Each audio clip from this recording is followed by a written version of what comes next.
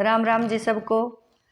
और आज इस पावन अवसर पर हमारा चैनल आप सबके लिए लेकर आया है करवा चौथ माता की कथा, और कथा भी आरती के साथ। क्योंकि कथा हमने बहुत बार सुनी है लेकिन आरती हमने कभी नहीं सुनी, तो हमारे चैनल की मेहनत से आप सुनिए इस कथा को आरती के साथ।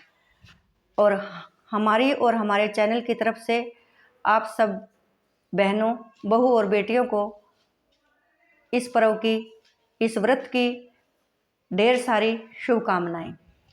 तो शुरू करते हैं करवा चौथ माता की कथा। एक बूढ़े ब्राह्मणी रहा करते, उसके 7 बेटे और एक बेटी थी। उसकी बेटी अपने मायके आई हुई थी। करवा चौथ मैया का व्रत आता है और उसकी 7 भाभियाँ करवा चौथ माता का व्रत रखती हैं, और उन्हीं के साथ भी बेटी भी करवा चौथ माता का व्रत रखती है। शाम का समय होने को आया था और खाने का समय हो गया था। वो 7 भाइयों की इतनी लाडली थी कि वे सभी मिल बैठकर खाना खाया करते थे। भाई कभी भी उसके बिना खाना नहीं खाते थे। तो भाइयों ने कहा, बहन तू भी आजा खाना खा ले। वो कहने लगी, भाई आज तो मेरा करवा चौथ माता का व्रत है और मैं चांद को अर्घ देने के बाद ही खाना खाऊंगी। तो उन भाइयों ने सोचा कि चांद तो बहुत देर बाद निकलेगा और हमारी लाडली बहन इतनी देर तक कैसे भूखी रहेगी। तो उन्होंने एक योजना बनाई। वो जाकर दूर गांव से एक टीले पे गई और वहाँ पे एक दिया जलाकर उसके सामने छलनी कर दी, और 1-2 भाई ने घर आकर बहन को दूर से दिखा दिया कि देखो बहन, चांद निकल आया है। बहन थी उनकी शादी। उसने सोचा कि भाई कह रहे हैं तो सही ही कह रहे होंगे। उसने अपनी भाभीयों से कहा, भाभी जी आप भी व्रत खोल लो। उसकी भाभी हंसी ठिठोली करने लगी कि ये चांद तो तेरे लिए निकला है और हमारा चांद तो देर रात निकलेगा। वो सीधी सादी थी, उसको समझ में नहीं आया और वो अपना व्रत खोलने के लिए तैयार हो गई। उसने चांद को रख दिया और खाना खाने के लिए जैसे ही बैठी, पहले निवाले में उसके बाल निकला और दूसरे निवाले में कंकड़ निकला। जैसे ही बेचारी ने तीसरा निवाला मुंह की तरफ किया, उसके ससुराल से उसके लिए बुलावा पहुंचा कि तेरे ससुराल में तेरा पति मृत्युशैया पर पड़ा है और तुझे शीघ्र चलना है।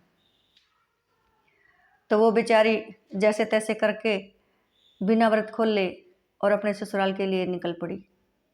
वहाँ पहुंची और मृत पति को देखकर दारुण दुख में डूब गई, और उसकी सास ने उसको अपशकुनी कहकर घर से निकाल दिया कि जा ले जा अपने पति को, अपशकुनी मेरे बेटे को खा गई, और तूने क्या अपशकुन किया है जो हमारे साथ आज ऐसे व्रत के ऊपर ये हुआ।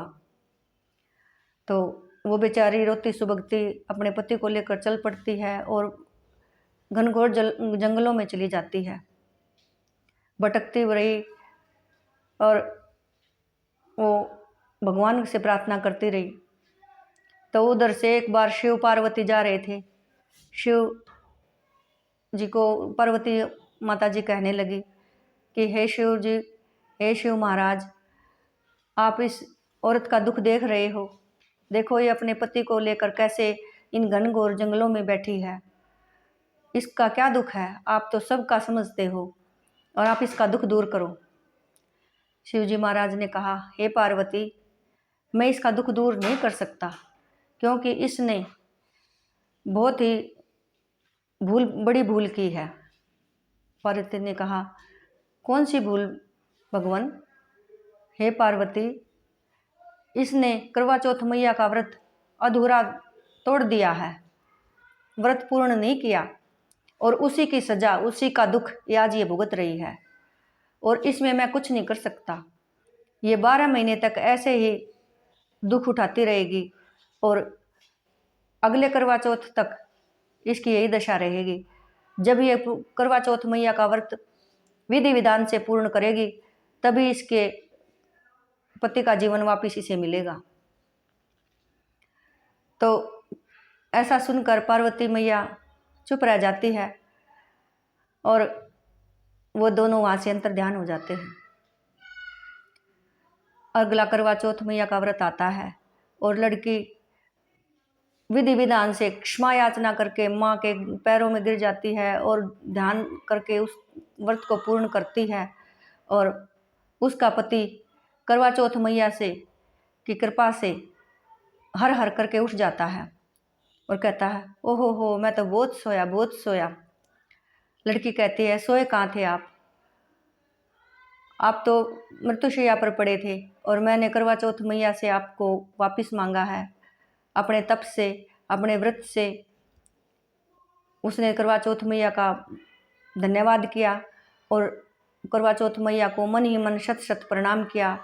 हे करवा चौथ मैया, जैसा उस लड़की को वरदान दिया उसके सुहाग का, वैसा माता सबको दे और कोई भी कष्ट किसी भी सुहागिन को न आने दे, उनकी गृहस्थी अच्छी तरह से चले। और इस प्रकार से करवा चौथ मैया जैसे उसके टूटी, उसके ऊपर बरसी, उसका वरदान दिया, वैसा माता सबको दे। पहले आई ऐसी किसी के साथ ना हो और पीछे आई ऐसी सबके साथ हो। और इसी कामना के साथ बोलो करवा चौथ मैया की जय। और बहनों, कभी भी कोई भी कथा अकेली नहीं कही जाती, कथा का जोड़ा होता है। इसलिए हम अगली कथा आपको इसके साथ ही सुना रहे हैं। तो आप भी अपनी कथा का ये जोड़ा चैनल से कथा सुनकर पूर्ण करें। एक बुढ़िया माई थी, वो अंधी थी और उसको कुछ दिखाई नहीं देता था। वो राम की भगतनी थी। एक दिन उसको पता चला कि रामचंद्र जी आएंगे और वरदान देंगे अपने अपने भक्तों को। तो एक भगत उसके पास आया, बूढ़ी माई तू ऐसा कर, रामचंद्र जी आएंगे वरदान देंगे, तू भी अपनी आंखें मांग लेना। मैं बोली, बेटा मैं क्या मांगू, मेरे को तो कुछ पता ही नहीं। बोले, कोई बात नहीं माई, तू अपने बेटे से जाकर पूछ ले। बुढ़िया माई गई, बोली बेटा राम जी आएंगे वरदान देंगे, मैं क्या मांगू। लड़के ने कहा,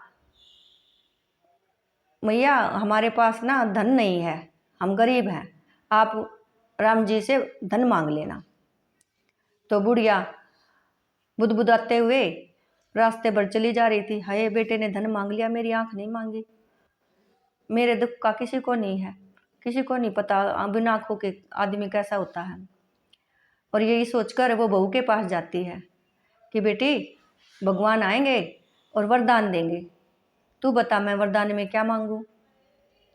बहू कहने लगी, माँ जी आपके बेटा नहीं है, आप बेटा मांग लेना। तो बुढ़िया फिर बुदबुदाती हुई चल पड़ी।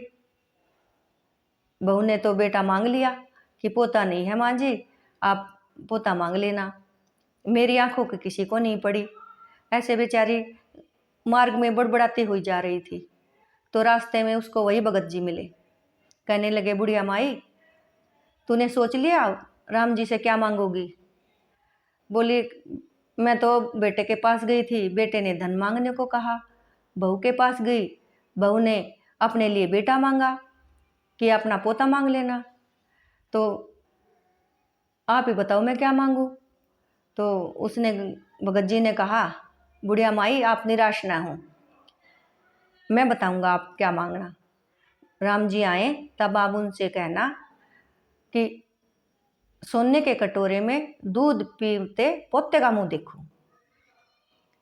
बुढ़िया बहुत खुश हुई और रामचंद्र जी आए, बोले, बुढ़िया माई तू मेरी बहुत बड़ी भगतनी है और मैं तेरे से खुश होकर तेरे को वरदान देना चाहता हूँ, तू कुछ भी मांग ले आज मेरे से।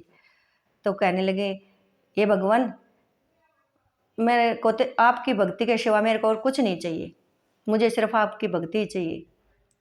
तो भगवान जी कहने लगे, नहीं माई आज तो मैं वरदान देकर ही जाऊंगा और तू जो मांगेगी वही मिलेगा तेरे को। बोली, भगवान जी मैं तो सादी बोली हूँ, मैं तो कुछ जानती नहीं मांगना, मैं क्या मांगू। भगवान बोले, फिर भी माई जो आपकी इच्छा हो आप मांगो। तो बुढ़िया कहने लगी, हे भगवान जी देना हो तो मेरे को ये दीजिए। बोलो कि सोने के कटोरे में दूध पीते पोते का मुंह देखूं। तो रामचंद्र जी हंसने लगे। बुढ़िया माई आप अपने को शादी कह रही थी और आपने तो दुनिया भर का ऐश्वर्य मांग लिया, धन भी मांग लिया, पोता भी मांग लिया, अपनी आंख भी मांग ली। तो ऐसी सूझबूझ, ऐसी अकल भगवान के भगत को ही मिलती है। चाहे भगवान किसी भी तरफ से उसको रास्ता सुझाए, उसके अन्न धन सब तरह के भंडार भर देते हैं। और भगवान अपने भक्त को कभी भी निराश नहीं करते। और इसी श्रद्धा भावना के साथ आज अपने कथा को समापन करते हैं। और अगले वीडियो में आरती जरूर देखें।